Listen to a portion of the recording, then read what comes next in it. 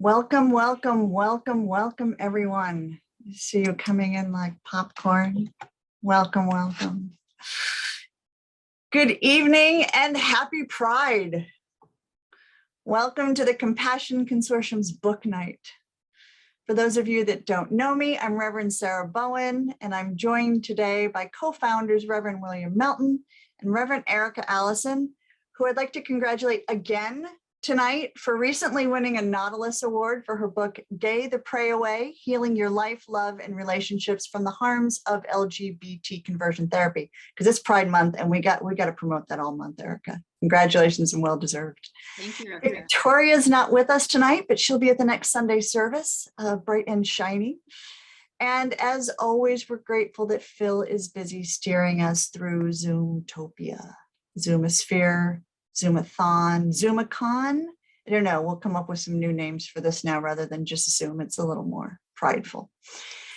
We meet for book events and film events like this. And as some of you know, we also meet for Sunday service on the fourth Sunday of every month. We hope to see you often. We hope you enjoy these gatherings. You find them useful, you find them inspiring, and we're so grateful that you've decided to spend a little bit of your time with us tonight.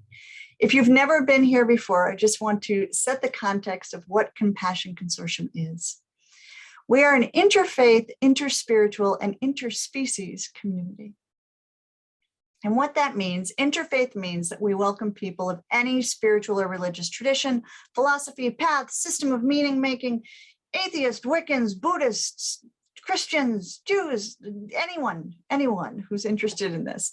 And we like to feature these different traditions within our programming, hear other people's spiritual paths, hear what inspires them, whatever that might be. Interspiritual means that we think underneath all of these, under all these flavors and brands and denominations and sects and groups, that there's something that is shared, a deeper unity of experience, a commitment to three values: peace, compassionate service, and love for all creation. And so we hope to touch those values in our programming. We hope to touch them tonight, I'm sure we will. And finally, our community is interspecies, which means we desire to have truly inclusive spiritual community that goes beyond human superiority and exclusivism and speciesism and all those isms that irritate the ism out of me, to consider the needs of the many species we share the planet with: cats and squirrels and cows and beluga whales and chipmunks and cardinals and those huge, huge squirrels in the Himalaya that are 3 feet tall that I told you all about a couple of weeks ago. So that's a little bit about Compassion Consortium. Now, about tonight's event, we are so very delighted to have Jasmin Singer here. And I am going to pass the mic over to Erica to tell you about Jasmin. If you don't already know her, I'm sure many of you do, but if you don't already know Jasmin, to learn a little bit and then to get right into our interview. Erica, it's all yours. All right, welcome everyone. And I do want to give a quick shout out to Victoria Moran, who was mentioned earlier, is here. She's just doesn't have her camera on, so a quick hello. Sorry, Victoria, you are bright and shiny. I just missed you. So our fourth founder is in the house. So I'm so excited here on Pride Month to be able to introduce to you a fabulous, fabulous person. Our guest tonight is Jasmin Singer. Jasmin wears many hats in the world of animal activism, vegan media, and LGBTQ+ advocacy. Just to name a few, here we go. She is the author of 2 books. One is called The VegNews Guide to Being a Fabulous Vegan. That one is on the wall behind her, if you can see her image, nice and pink. And then her second one is the memoir, Always Too Much and Never Enough. She's also, here's thing number 2, she's also the editor of an anthology, Antiracism in Animal Advocacy, Igniting Cultural Transformation. Third, she is the executive director of Our Hen House, a media nonprofit that produces podcasts that change the world for animals. And she is the co-host of the award-winning Our Hen House podcast. Jasmin is also the former senior editor and currently editor-at-large for VegNews, the world's leading vegan media brand. And word has it that she'll also be hosting their forthcoming podcast. She's the VP of editorial for Kinder Beauty, a vegan, cruelty-free beauty subscription box. One of the issues that Jasmin is most passionate about is the overlaps between various social justice issues, And amongst discussing her projects as a whole tonight, in honor of Pride Month, Jasmin is going to focus on where the LGBTQ issues and the animal rights issues connect for her. You can learn more about Jasmin and all of the amazing things we just talked about at jasminsinger.com. We're putting it in the chat right now, and note that Jasmin is spelled without an E. So please help me welcome Jasmin Singer. Thank you so much. Thank you, Reverend Erica. It's wonderful to be here. Thank you to everyone who invited me. I'm totally excited about your community and really honored to be here. And especially thank you to Victoria. I'm sorry you're not here, but you are here. And thanks for everyone who is in attendance as well. All right, so here's how tonight's gonna work. So Jasmin, if it's okay with you, we're gonna have you give us like this 1,000-foot high view of some of the projects you're working on, be like 10 minutes. And then we have a few questions that we've prepared. We'll do some Q&A that I'm gonna facilitate. And those will be about connections between LGBTQ and animal rights. And then we're gonna spend a little bit of time at the end, about 10 minutes at the end, with Q&A from the audience. So audience members, be preparing your questions. If you think of some, we're going to open up the chat towards the end of tonight. And I know Jasmin would love to hear questions from everyone in the audience tonight. So sound okay, Jasmin? That sounds fabulous. Thank you very much. And I think I'll keep it shorter than that, if that's okay. And we could get into whatever you or the audience wants in the Q&A. But I will start by telling you a little bit more about myself and how I came to this place here now, sitting in front of you virtually. So as Erica mentioned, I am the co-founder and executive director of Our Hen House, which is a vegan media hub for podcasts that work to change the world for animals. I co-founded it in January 2010 with Marianne Sullivan, and Marianne hosts the Animal Law podcast, which we also produce. That's once a month. Every week we go live with the Our Hen House podcast. We have never missed a week of production. We're in our 13th year, so please send help. In addition to that, I do love Our Hen House. It's very much a part of my heart. It's like my child. In addition to that, I do all of those other things you mentioned, and I know it sounds like I do really a lot, but honestly, it's probably the same amount as everyone else here if you start to itemize the things you do. So I am most excited about authoring. I really love writing. I love editing as well. And it was a true honor for me to write my first book, Always Too Much and Never Enough, which came out in 2016. And it really focuses on food and on body image and how learning about what happens to animals and learning about what happens to the LGBTQ community both resonated so much for me. So that is going to be the core of, I think, a lot of what we'll speak about today. I was able to go on a 65-city tour with that book in 2016. And I realized at that time how universal my story is and how connected we all are. And connection, which is my core value, I would say, is also where I'm coming from tonight, because I don't want to, for a second, make it seem like the connections that I draw between these various movements are the same for anyone else. This is just my story. And I really encourage anybody who's watching this now to start to think about what your story is. Part two of this, if we were to have one, would be personal narrative, because I love the idea of personal narrative being used as a way to create social change. Erica, I'm sure you agree with that. And so that has been a great joy, and really the core of the book project that I spearheaded last year, which is Antiracism in Animal Advocacy, where I got to work with those who are working in the institutional animal rights movement, animal protection movement. So the larger groups that maybe you've heard of for the most part, on how our own for the white authors, including myself, how our own experiences living in a society that is based in white supremacy culture can impact the way we show up in our activism and how we need to sort of change that script.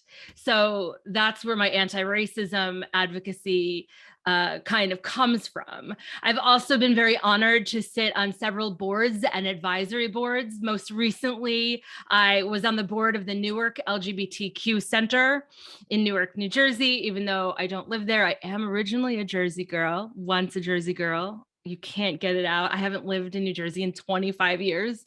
But anyway, I really enjoyed that experience. I got so much out of it. And the reason I'm bringing that up is because I wanted to tell you before we go into the Q&A that in 2006, I wrote my first article that was published about animals. And the article, which we can talk a little bit about later if you want to, was called Coming Out for Animal Rights. And it was about a lot of the things we're going to discuss today, but it was my first time really diving into these issues. And at the time, I learned about Sakia Gunn, who was a Black trans person who was found dead on the street in Newark. And I was talking a lot at the time with activist Patrice Jones, who told me about Sakia Gunn. And the end of that article was something like, sliced to death is sliced to death, something along the lines of no matter who is holding the knife. And the powerful part about this story is that the connections between the LGBTQ movement that really led to my animal activism went full circle when I joined the board of the Newark LGBTQ Center, because it was founded because of Sakia Gunn. And this is like, that was, I can't do math, more than 15 years after the fact, maybe more than 20 after the fact. So for me, it all is cyclical and it all is connected. And I have found a lot of power in examining what those circles are and what those circles look like. When I graduated college in 2001, I had been a theater major in New York City, and my first job was as an AIDS awareness actor educator with a group called Night Star. And we used to go into schools and talk about safer sex and talk about AIDS and talk about domestic violence and LGBTQ issues. And around that time is when I had learned about what was happening in factory farming. I was already a vegetarian because I had been a theater student. So I wore all black and I smoked clove cigarettes, but I didn't inhale. And I thought being a vegetarian was like a natural extension of that. But I used to say I'm a vegetarian, but not the mean kind, which I get a kick out of now because I've basically made my whole life about being the mean kind, whatever that means. And so I learned about what was happening in the dairy and egg industries in particular around that time while I was in Night Star. And it was so shocking to me that I was a feminist and an activist, and yet I was literally consuming the byproducts of these reproductive organs. I also, as I write about it in Always Too Much and Never Enough, had been like so many women and men and non-binary people had been date raped when I was a teenager. And so that was something that took me so many years to heal from. And at that time, right out of college, it was so big for me that when I learned about what is going on for cows, for the dairy cows, I just couldn't consume it anymore because it felt like rape to me. It felt like that was not a part of my worldview. So all of that is just a bit of background. I know some of it was heavy, but that is kind of where I'm coming from. And again, I'm not comparing anything. I'm not comparing myself to anyone else, and I'm not comparing the movements, these social justice movements. I'm drawing the connections for me and sharing that with you. I'm very excited about what the Q&A is going to look like. Amazing, amazing. Thank you for that. And yeah, I'm glad we touched on all those things because now we can weave those into the rest of the Q&A. So is there anything else you want to say specifically about the connection that you see between animal rights and gay rights? How do those connect for you? Yeah, this is actually a question that I think of often, because back in 2006, when I wrote that article, I had a sort of 101 answer to that question, and that like foundation has been how I've built my activism, but I think it's shifted a little bit. So there are a lot of correlations for me between the animal and LGBTQ rights world. So advocacy and activism, we could look at those, the mainstream acceptance and prejudice, legislation and politics, and of course, the countless personal stories of coming out as vegan and queer in a world where the majority of people see both of them as radical choices. The rationalizations in particular that are used to oppress any group, be they LGBTQ, animals, or really insert the blank group here, are often the same. And groups that are considered less than for whatever reason are often othered. And animals are no exception. Again, I'm not comparing, I'm just sort of drawing the parallels as I see them. And I will never claim to know or understand the stories of others who have been oppressed. I recognize my privileges, and I continue to untangle that. The only story we ever really know is our own, but I do feel like it's my responsibility to try and live in this ethical continuum with my beliefs, regardless. And I consider it quite an honor and a privilege.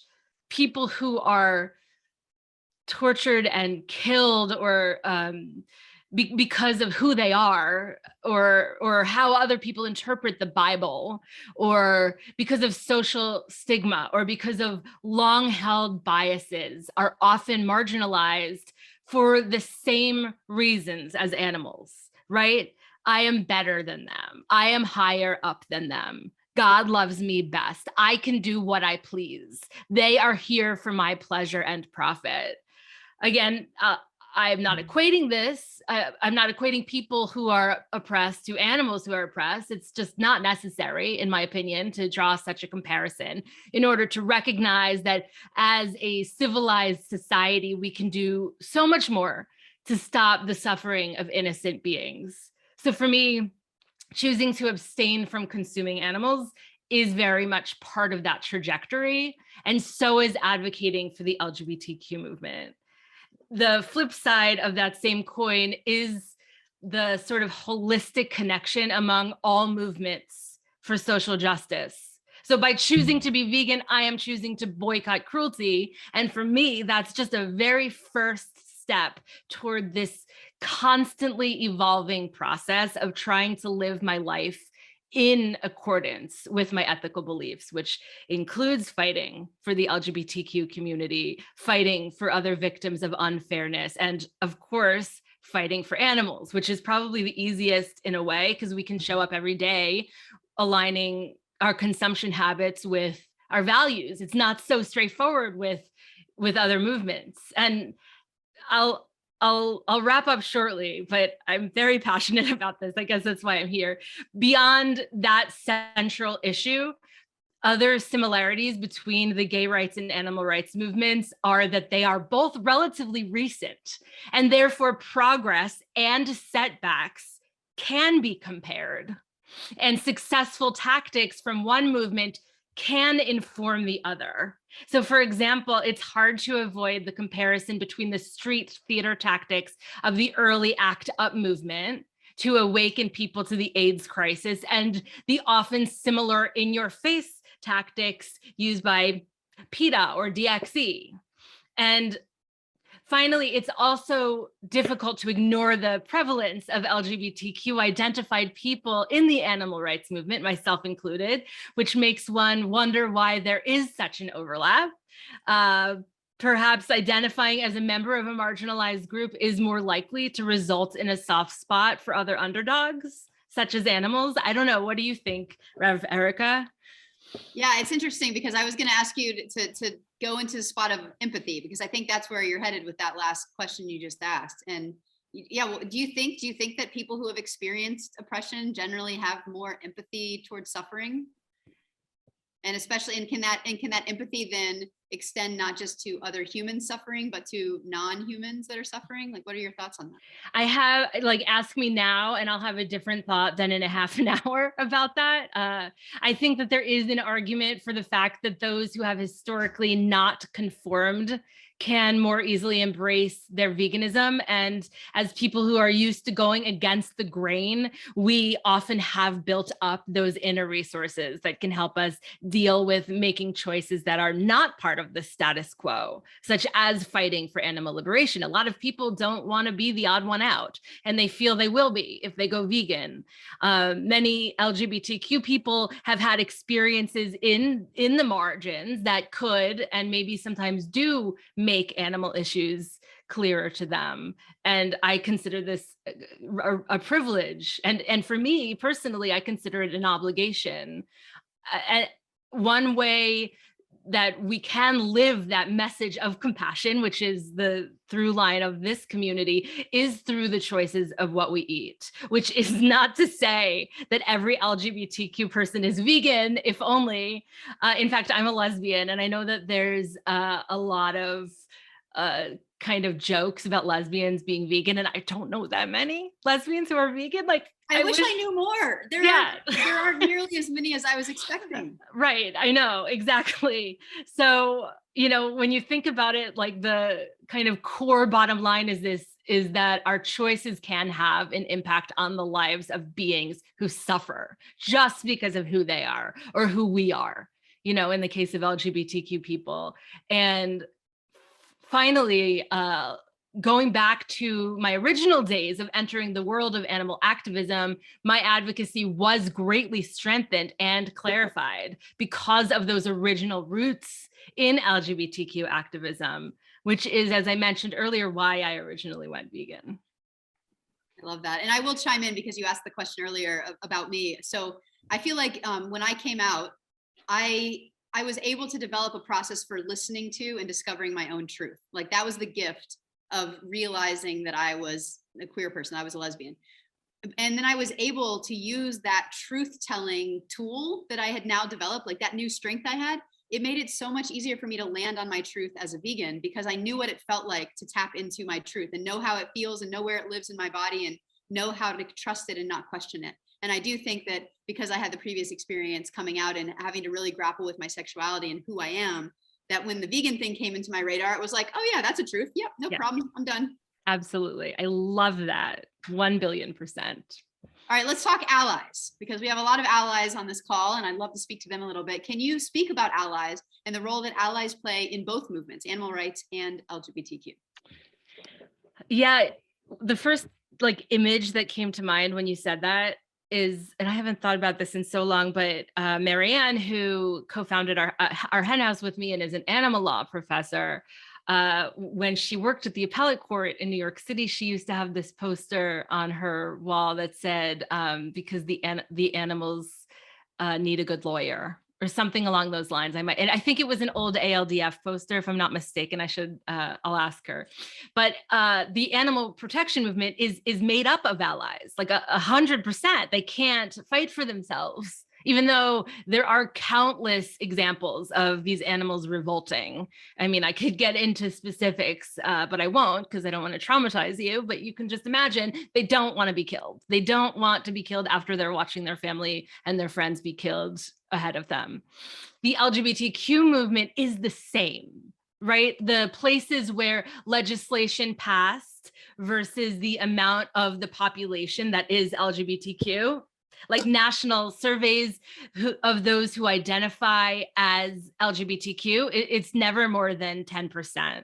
It's frequently way, way less. And yet same-sex marriage eventually passed, which means that it had to have passed because of ally support. And that's what made the culture change. The culture changed because of allies. The only reason the Supreme Court was able to make that decision was because of allies. They couldn't have done it without those smaller measures, state by state, sometimes by ballot. And at the center of the LGBTQ movement, as I'm sure we could all agree, the most pressing issue is Black trans lives, since these individuals are the most vulnerable. So this is also a movement that will require allyship in order to succeed. And it's like every social justice movement, it's 2 steps forward, 1 step back. And of course, as you know, there's this like horrific, regressive anti-trans legislation that's currently being fought out in state houses, while, you know, at the same time, we have our first trans legislator in office. So allies. And I appreciate everyone who's here, by the way, especially those who don't identify in either community that I'm speaking about. I really appreciate that you showed up. Thank you. Yes, I echo that. Thank you. So let's do a little kind of a fun question here. So, and I say this in my book too. I say, like, I think coming out as vegan was maybe even a little bit harder than coming out as a gay person. And so I've heard people say it's easier to be gay than vegan. What do you think? Which one's easier? Well, I'll answer you, but I actually really want to know what you think first, because I'm curious. Should I go first? Yeah, you go first. All right. So I'm from Texas, and both are very challenging to be in Texas, not to stereotype, but both being gay and being vegan in Texas is not really the norm. It's not really part of the culture. Yeah, I think it was really like the gay thing was, I don't know, it was a little easier. Vegan people were, it was almost like by being gay, people could get their head around, okay, that's just who you are. But vegans seemed much more like a choice to people. And so they would really push back on it and like, but wait, you wouldn't eat this? And what's wrong with it? Almost like they would get defensive, right? Like when I would say I was gay, people wouldn't always take it personally. But when I would say I was vegan, it's almost like they would get a little defensive, like they had to resist and defend themselves. So yeah, what are your thoughts on this? Yeah, pretty similar. And it might, you know, I think that other people would have different answers to this depending upon like what part of the LGBTQ movement or what part of the LGBTQ world they identify as. But for me, having lived in Lower Manhattan for so many years, and then I moved to West Hollywood, like I'm a big cliche. It was almost assumed that I was gay. By the way, I live in Rochester, New York now, which is clearly your natural progression from New York City to West Hollywood to Rochester. And we do have a lot of queer bars and vegan restaurants here, by the way. I did move here for climate change because it has a good long-term projection for climate change, which I'll put a little asterisk on that. We could talk about it later if anyone's curious. And I did write a few articles about it, which you can easily find. Other people aren't as lucky to live in a place where they can be accepted. So some people, especially people who identify as trans, are all too vulnerable to violence. I agree with you, Erica, about like the feeling threatened. I think that when you express your veganism in a group, maybe even your family group, maybe even Thanksgiving, and you know, there's a turkey that's being passed around, and you take the turkey and you pass to the next person, there's an uncle across the table who's going to be like, oh, really? And all you did was pass it along. Maybe I'm getting off track here, but I do think that like 20 years ago, maybe everyone had like a gay cousin, and now it's like their kid or themselves. And now I think everyone sort of has a vegan cousin. So maybe that'll be how we move forward. And I guess I think it's easier to be gay for me than to be vegan. Awesome. So let's talk about personal journeys. So in your own personal journey of coming out and going vegan, tell us about some of the challenges you faced and how you overcame those challenges. Yeah, so related question, I guess. And I am also curious about your answer. When I came out, I did face some initial skepticism and worry and misguided hurt from family members, friends who doubted me as if it were about them, which actually seems kind of ludicrous to talk about now because those people are now extremely accepting of me and my wife, and they probably don't even remember when they questioned my lesbianism. I think it was like not a big deal for them to say, oh, you'll be with men again, or to say, I think you're on the wrong path. I think it was just like a sentence that they said. And for me, it was very painful. I was 19. So I was 19 when I came out as bi at the time. I'm 42 now. And in that time, so much has shifted in terms of social acceptance. And I'm sure that that also helped to influence those people around me. And I was also an actor, as I mentioned, and being gay in theater, I mean, it's so common. A lot of people who come out don't have that built-in accepting community. So interestingly, I was thinking about this question recently because it came up somewhere else. And I went vegetarian a year prior to that, so at 18. And I didn't go vegan until I was 24. So when I think about it, in both instances, my dietary shift, meat eating to vegetarianism, and then vegetarianism to veganism, immediately preceded me shifting in my sexual identity. So like straight to bi and bi to gay. And I am not calling bi a half measure. For those who are bi, I see you, I love you. But for me, it was a way of testing out the water, I guess. So yeah, I mean, perhaps as I began to live a life in harmony with my ethics, like you just said so beautifully, I opened up within myself this space to be true to my identity as a lesbian. What do you think about that? Yeah, similar. I mean, it's so funny. Jasmine and I have never met, for people who are watching. So you came out at 19 and you're now 42. I came out at 18 and am now 41. So I'm like, we're on a very similar trajectory here. That's so funny. I didn't, yeah, challenges for sure. I mean, both had their own challenges, and for overcoming them, I think it becomes a personal journey. I mean, we all have to develop, like, the most harmful thing is that adage that sticks and stones break your bones, but words don't hurt you. I think that's really been the biggest thing to overcome, is to allow myself to accept that words can be hurtful. Mm-hmm. And then to be able to own the harm that words have caused me in my life, and then to do the work to unpack that and heal that and unwire and deprogram what those words have done. I call it identity harm in my book, when we take the messages in and internalize them and they become the truth of who we are. And so I think that's such a challenge. I'm going to order your book the minute this is over. Like, I just I'm so excited to read it. So thank you for writing it. Amazing. Thank you. Let's jump to your article. Okay. So the article you referenced earlier in your intro.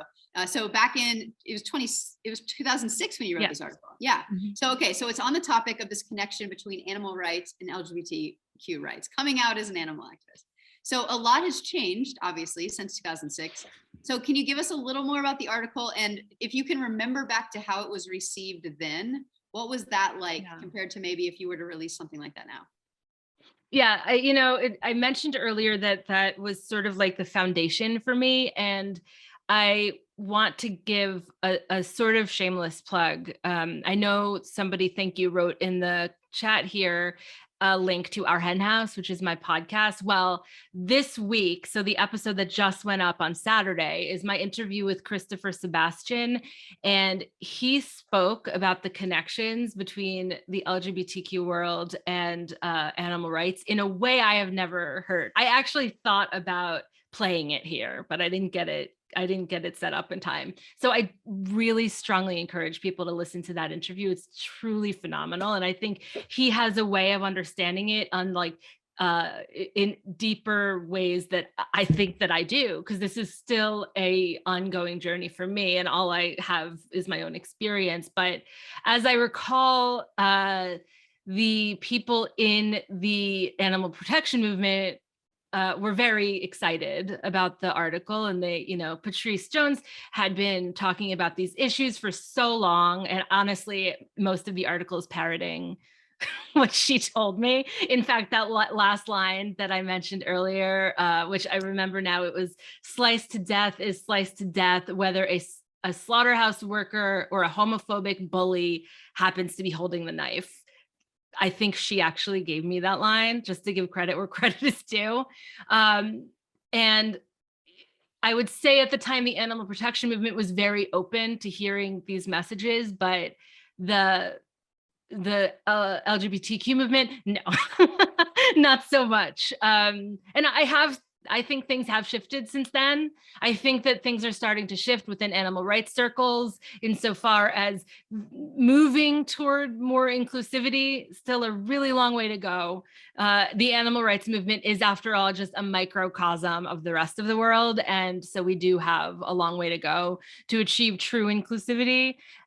but in the wake of the ways that the Me Too movement has impacted our society, and then the murder of George Floyd and so many other Black individuals, which birthed a new era for the Black Lives Matter movement, I do have cautious hope that our movement will continue to evolve toward equity for all individuals, human and non. And then finally, I would say, since then, with more and more media outlets reporting on this injustice through like more of a holistic lens, I also have hope that how we treat animals will be part of the dialogue when it comes to social justice issues at large. Final thing, I know so many young people, and the ones who are vegan, not all of them, but like a huge amount of the maybe Gen Z folks that I know are vegan because of social justice, like a sort of broad look at social justice. Whereas like more people in my generation, our generation, might have just sort of like learned about gestation crates and learned about what was happening to dairy cows and egg laying hens. And so we went vegan because of the animals. And then we were sort of truncated from, oh, and I'm also that. I care about anti-racism. Oh, and by the way, I care about LGBTQ and disability rights and all, you know, sex worker rights and insert the blank. Whereas younger people, and I'm totally generalizing, but young people seem to care just like about it all. And that's why they're vegan when they're vegan. Yeah, and not only that, but they're also the generation that's so much more fluid when it comes to like, they're not caught up around gender and sexuality in the way that older generations are. So right. maybe there's a connection there too, and just their ability to just see the much broader holistic view of things. And I think as soon as you start seeing that way, like I tell the story sometimes that when I became vegan, I got this download and God was like, now you see the world through my eyes. And when I say God, you know, God, whatever that means to you, but it was like, that was the message. Now you see the world through my eyes. It was like this lens had gotten wider. And all of a sudden my way of loving and seeing was more inclusive. And yes. I think that the younger generation, it's like they already come in with that view or that vision, that wider inclusive vision. So, in fact, when I said I came out as bi first, because it was like safer for me at the time, and I think I was still a little bit confused. And again, not saying bi people are confused. This was my journey. But I know 11-year-olds, like more than one 11-year-old who has come out as pan. And all of them wear rainbow shoelaces. I just ordered rainbow shoelaces, by the way. So small little aside. And it's the same thing with like, I went vegetarian first and then vegan, but I think a lot more people now are like maybe trying out veganism first. Like there's not this sort of half measure to vegetarianism, or maybe they're mostly vegan and they wouldn't identify as vegetarian, but they'll identify as like mostly vegan, which is great. I mean, the more steps we can take toward eating fewer and fewer animals, I applaud and I support. Awesome. All right. I just want to mention that Rev Sarah did put the link to the episode you referenced. Thank you. Episode. It's in the chat now if anyone wants to bookmark that. Let's talk about your memoir. Always Too Much, Never Enough. We talked about earlier, it focuses on your coming of age story as a young vegan lesbian with disordered eating. And so just talk to us about how important that was. I mean, now you're in the public eye constantly now. How was that an important step for you and kind of how you've grown? Well, so was the book that you just published or that you recently published, was that your first book? Yes. Okay. Also memoir-ish. Yes. I'm really looking forward to talking to you in like 8 years, because you're going to be like, oh, that exists out in the world. Because it's weird, right? Like when you write a memoir, it's like this moment in time is frozen. Your thoughts are frozen. The way you physically describe how you look is frozen. The way people who read it, the way they perceive you, that's frozen. And at the time I had read a funny article in the New York Times that was like, why no one under 40 should ever write a memoir. And I was like, I'm mature, like this is fine. But I look back now and I just think it's hilarious that I wrote a memoir when I did.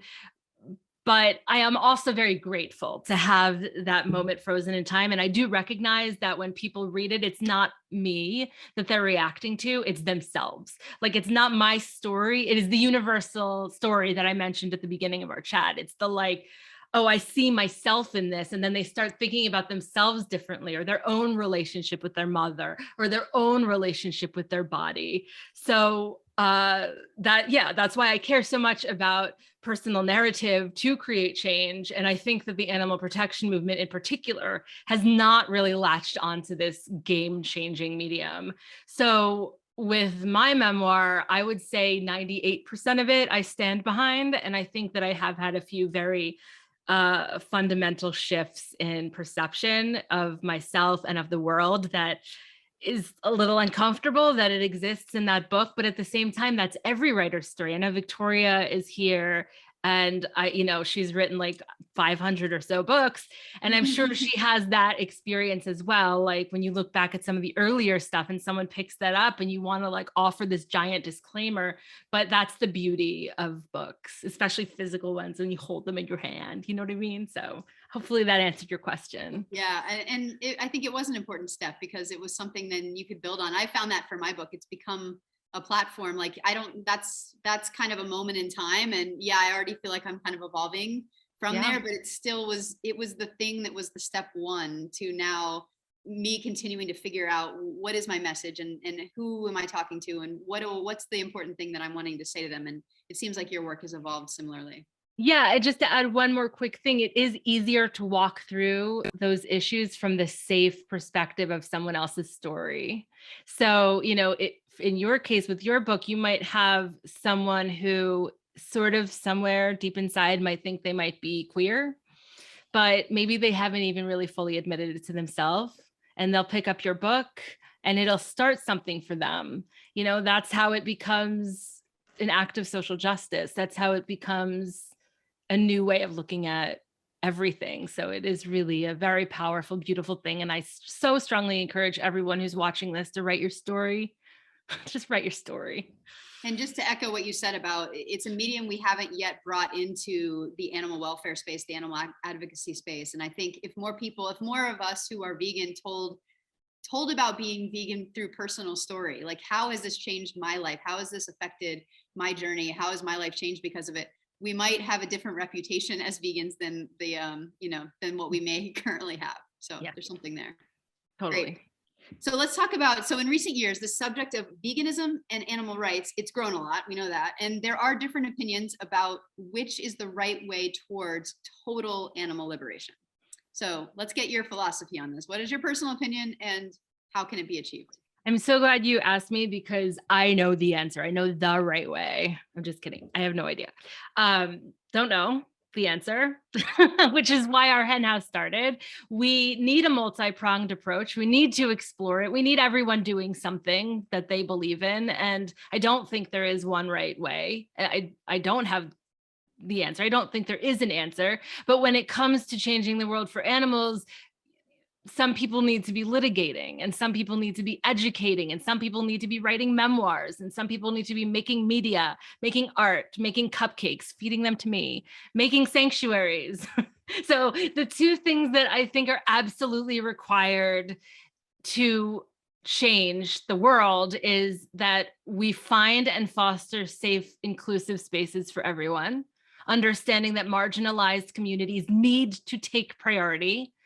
And two, taking care of one another and ourselves with attention and gusto in order to remain lifelong activists. I think it was a different Patrisse Cullors, one of the founders of the Black Lives Matter movement, who coined the term collective care.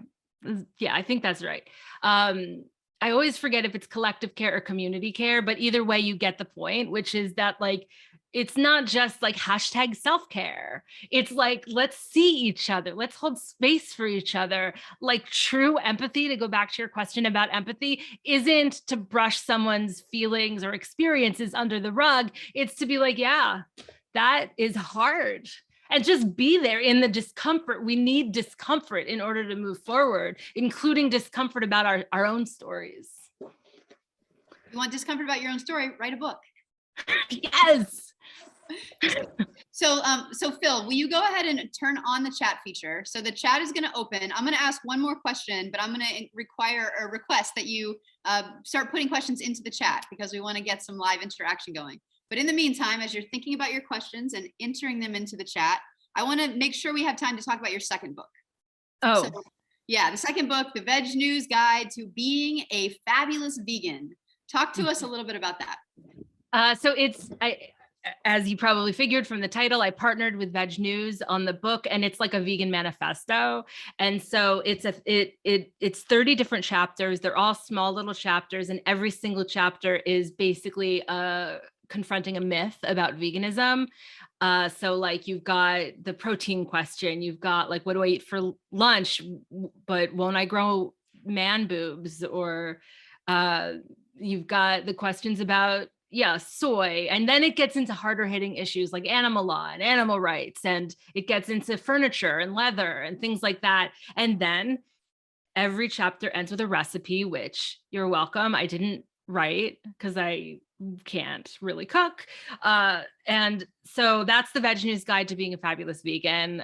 I hope that people get a copy. It's a great bathroom read, I hear.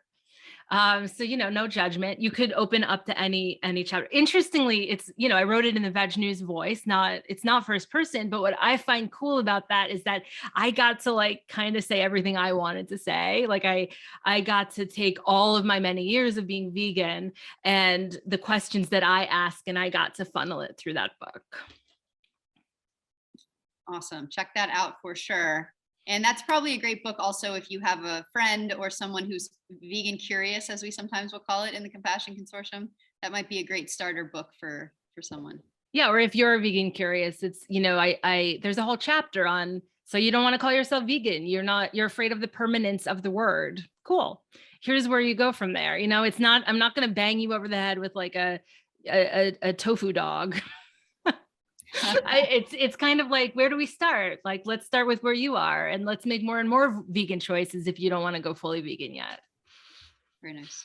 So we've got one question in the chat, and the question is, how can allies make marginalized spaces a priority? Yes, thank you for that question. How can allies make marginalized spaces a priority? Okay, well, I think that first of all, within the anti-racism world, I would say get trained, take some courses and some trainings on anti-racism, read some books, and then find people who you can read them with. So that's going to start the journey for you. And then from there, you'll start to recognize how to deal with group dynamics, for example. So there's a lot of subtle and not subtle ways that we can start to make more and more space for marginalized communities. It's not, I think probably a lot of people already know this, but it's not about having the token insert the blank marginalized person speaking, but it's about having them join the board. Or maybe that's not a good idea because a lot of board positions are not compensated, but put them in, put people, make sure that there are positions of power that reflect the community you want to build. And, the reason I'm sort of stuttering is because I'm recognizing how white I am, like my white perspective in this, like the way I was like, put people, it's not really about a white person giving a person of the global majority an opportunity, but it's about like recreating spaces so that we're building them from a place of inclusivity and equity. It's about like making sure that the seeds are there. And if they're not, then we have to start to do the hard work to deconstruct why not and rebuild them. And the best way I've heard that mentioned about is it's not like giving someone a seat at the table, because that implies that the table's already been built and it was built without that representation being there. And now you're kind of coming in and giving them a seat as if you have the power to give them the seat at the table. And it's much more about creating the table together. How do we deconstruct that table, create a new table where everyone is collaborating in the actual construction of that table to begin with? 100%. And sometimes recognizing when it's not our table to build, but we can like help support from the sidelines in whatever way we can, and just basically stepping aside whenever we are able to. And there's a comment in the chat I'm gonna reference because it can open up a question. So this person says, I don't have a question, but I want to thank Jasmin for the book she edited on anti-racism and animal advocacy. I'm just learning about this issue, and your books have been a wonderful introduction to learning more. Thank So you. do you want to just say a bit about that project? Sure.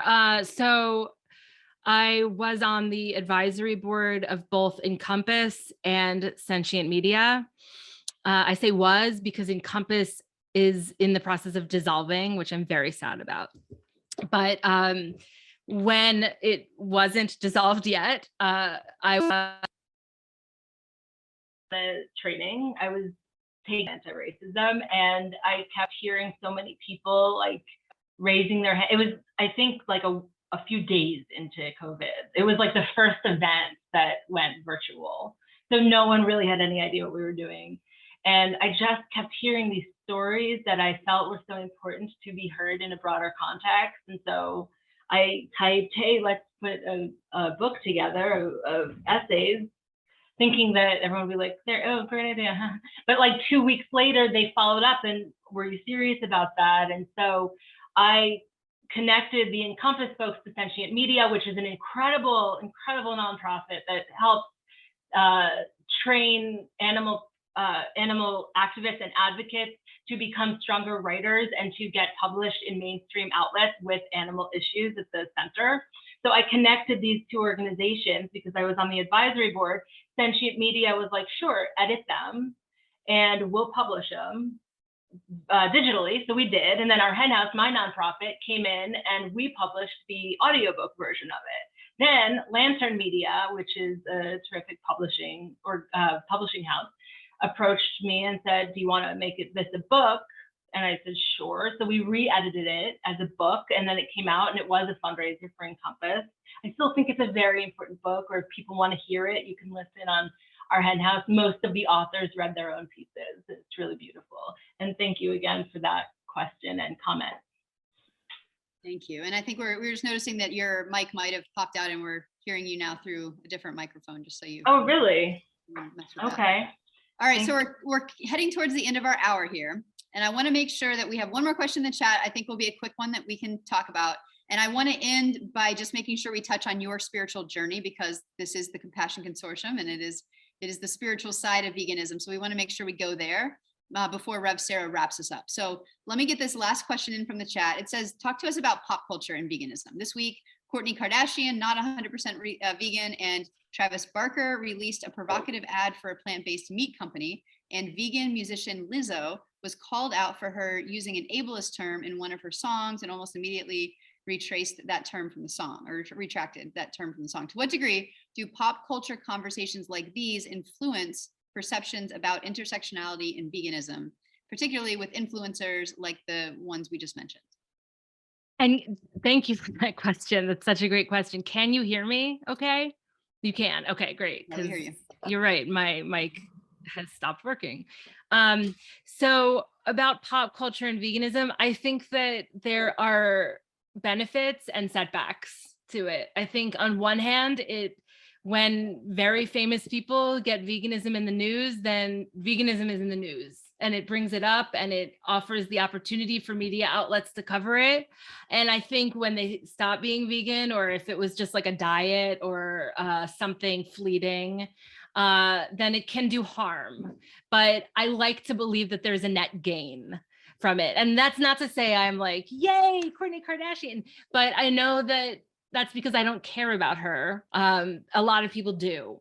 And so I think ultimately it can maybe bring someone over. I'm just looking at the question regarding intersectionality with these influencers. Yeah, I think that there are some people who really get it on a deep level. And I think that there are some people who are just publicly doing their journey, and maybe somewhat exploitatively, and maybe they have some sponsors that capitalism will win and their non-vegan product will win because they're influencers. It's such an odd world to me. Like, I mean, growing up without the internet, I'm very confused by influencers and that whole world, but I recognize how giant it is. And so hopefully it is a net gain. I mean, you are kind of an influencer with our Hen House, I'm just saying. I don't think of myself as an influencer. I really enjoy being able to have a podcast because I don't have to deal with comments. And I really enjoy writing books because I don't have to deal with comments. Like, I'm very sensitive. So when people are like, don't read the comments, I'm like, okay. I won't. But it's hard. It's really hard. We're human beings, like we are sensitive creatures. And so I appreciate that if any of my work has been influential to someone, wonderful. But I don't consider myself an influencer. Very nicely said. All right. So let's end in this conversation by telling us a little bit about your spiritual journey. Okay. Yeah.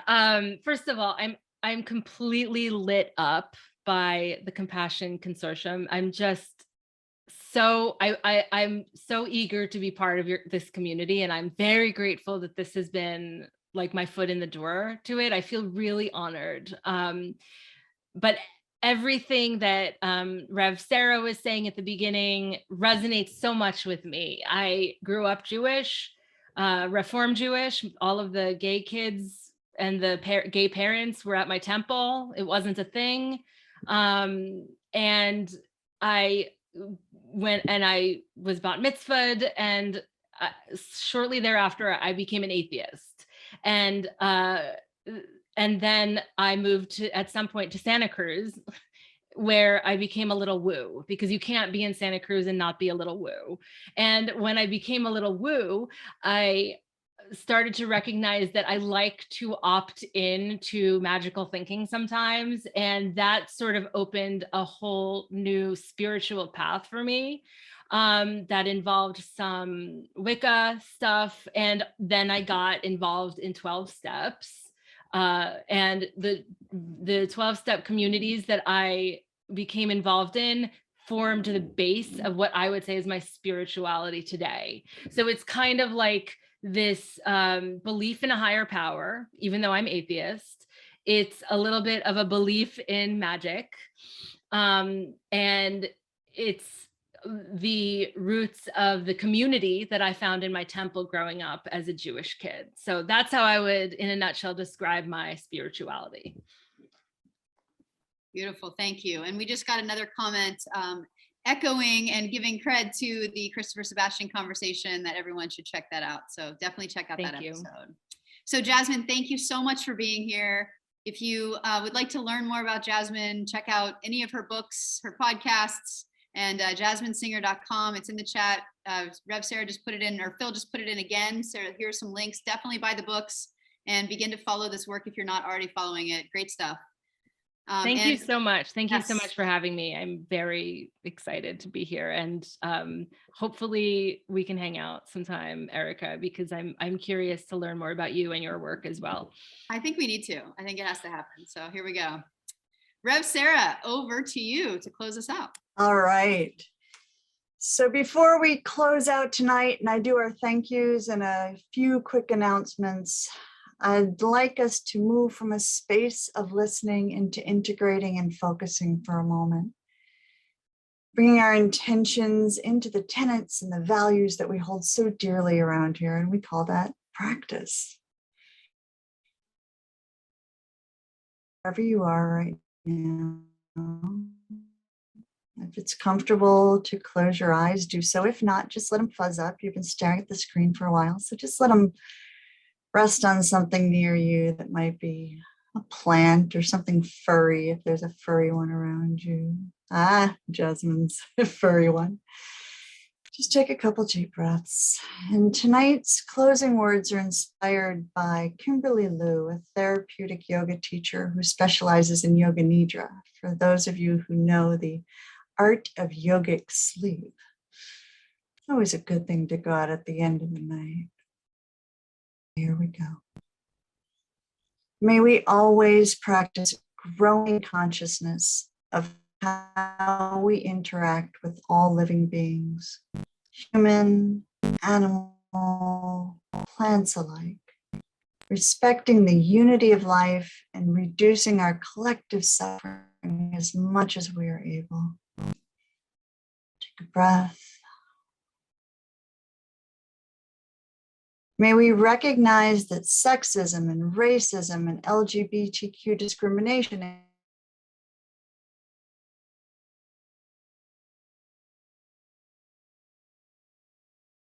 systemized frameworks for violence. And with our higher awareness, may we override lower level processes. Let's replace them with equality and justice and peace. Take a breath. May we stand tall with survivors of violence and oppression and exploitation, amplifying their voices in strategic resistance. And may we likewise channel our empathetic sorrows into compassionate action. One more breath.